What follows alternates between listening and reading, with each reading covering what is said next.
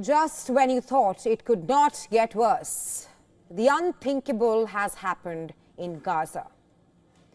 A day after Israeli forces opened fire on desperate crowds at an aid distribution site, the Gaza Humanitarian Foundation, backed by Israel and the US, has temporarily halted aid operations due to disorder.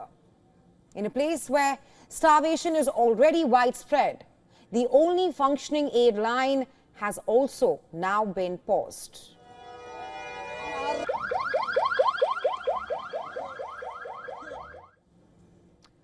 On Tuesday, at least 3 Palestinians were killed and 46 wounded. That's after Israeli troops shot at civilians.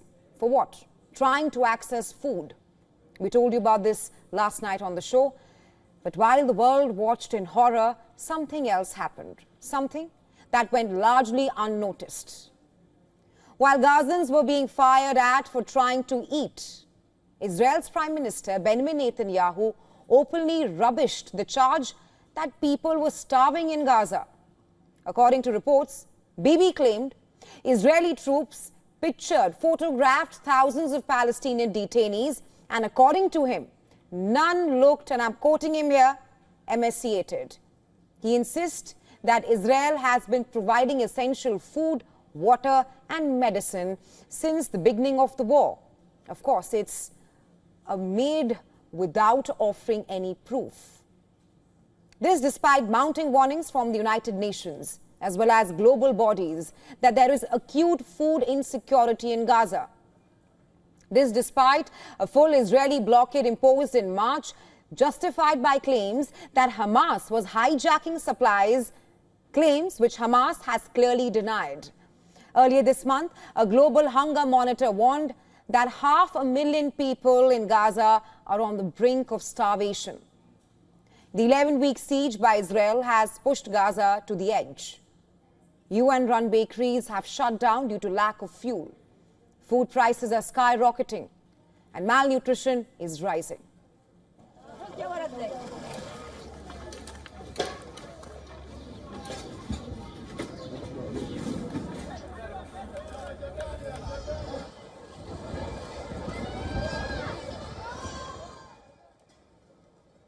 Just take a look at these visuals, images from Gaza. In Khan Yunis, displaced Palestinians are voicing anger and despair over the US-backed aid program.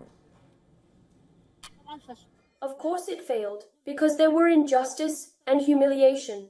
On top of starvation, more starvation too. The people felt humiliated, so I would take the aid, and with it, I take a humiliation. This is not acceptable, and not everyone go. Not everyone feel they can walk and arrive. There are people who can't walk this distance on foot. There are people with disabilities. There are people broken. There are elderly people. There is a woman who doesn't have a caregiver. How would they arrive to get these aid? Should we go to Al-Mawasi to get the aid being distributed? Should we go to Rafah to get them? No one has money to take a car or anything, and we can't bear this. This is unfair. We are thrown in schools among the rubbish, disease, flies and dirt. We are thrown with our hunger and thirst. We can't enjoy a sleep. We spend the entire day thinking the thought ruined us. Meanwhile, the head of the UN Agency for Palestinian Refugees condemned Israel's aid model, calling it a waste of resources and a distraction from atrocities. The model of aid distribution proposed by Israel does not align with core humanitarian principle. It will deprive large part of Gaza, the highly vulnerable people, of desperately needed assistance. I believe it is a waste of resources and a distraction from atrocities. Even as a trickle of aid resumes, Israel's military campaign rages on in Gaza. Israeli strikes have killed 3,901 Palestinians since the last ceasefire ended. Israel insists that it's only targeting Hamas fighters, and Hamas denies using civilians as cover. The Gaza Humanitarian Foundation says it has distributed 8,000 food boxes, which is around equal to 462,000 meals. That's since Israel loosened the blockade last week. Israel also claimed that its model helps screen recipients and exclude anyone with links to Hamas. The U.S. has also defended this approach. U.S. State Department spokesperson Tammy Bruce brushed off criticism as complaints about style. But the United Nations and major international NGOs have boycotted the GHF, accusing it of undermining neutrality, insisting that the aid to Gaza must be distributed independently and based on need and not politics.